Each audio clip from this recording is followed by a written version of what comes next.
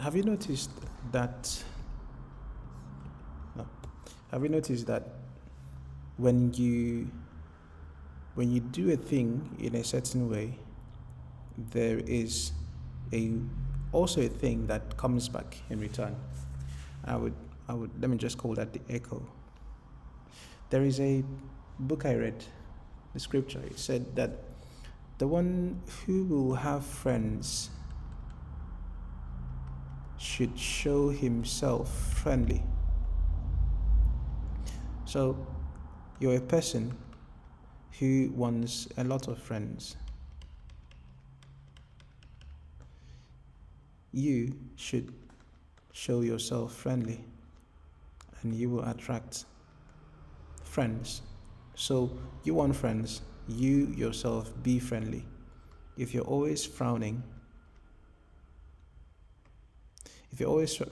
you will not give yourself the opportunity to connect with people properly. What you want, be it, and it will attract such people.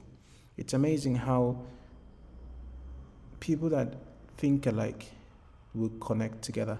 What is in them will connect other people that have that same thing in them as well. It's amazing how when a person thinks differently, when a person thinks a certain way, let me write this down. When a person thinks a certain way, it will affect where they go. It will affect how they speak. It will affect how they dress. It will affect what they drive.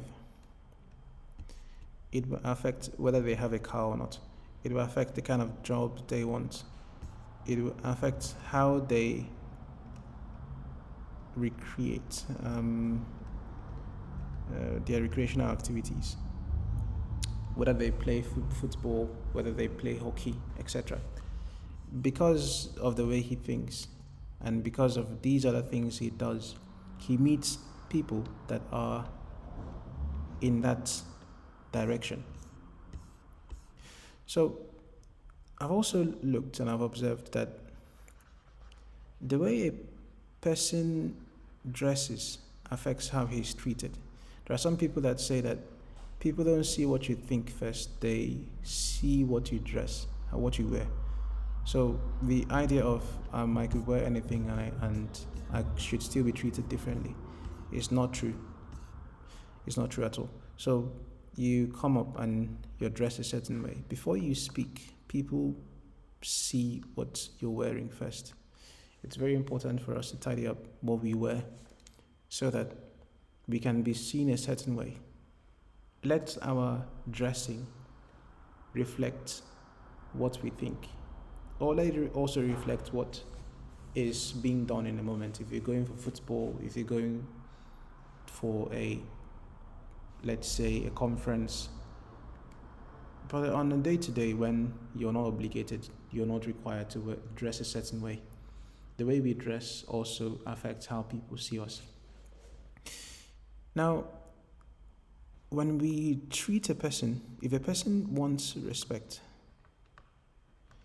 and he gives it to others, it's amazing how others also treat us with respect. And I've also looked, there are situations when a person treats others with respect but does not receive the same respect. Now, this is the anomaly. It doesn't mean that it's supposed to be that way.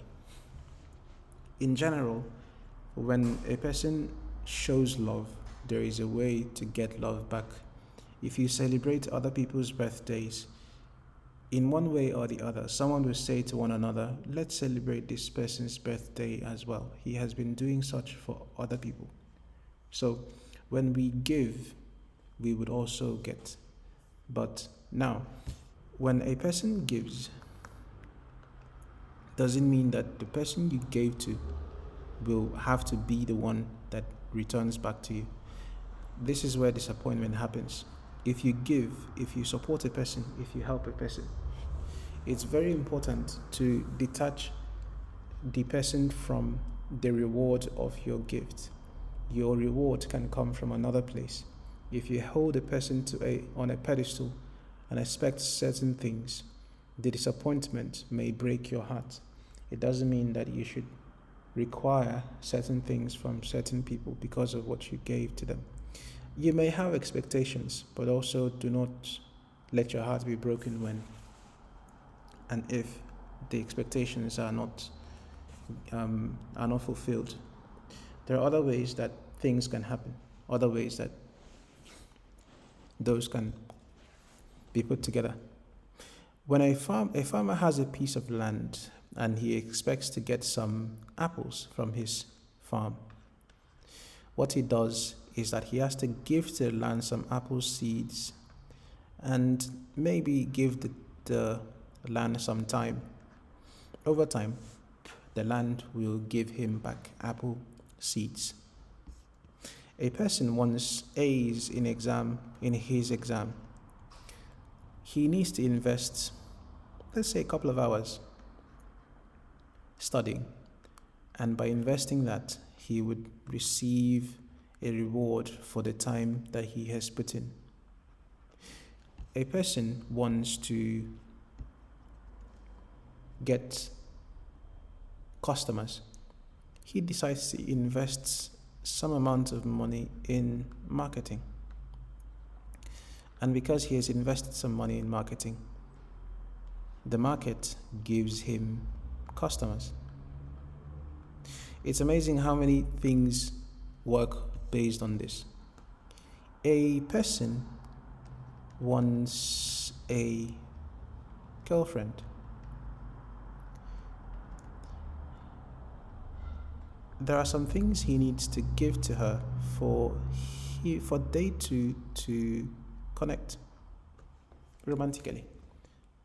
Can you guess what that is? That is words. In general, maybe gifts as well, but words.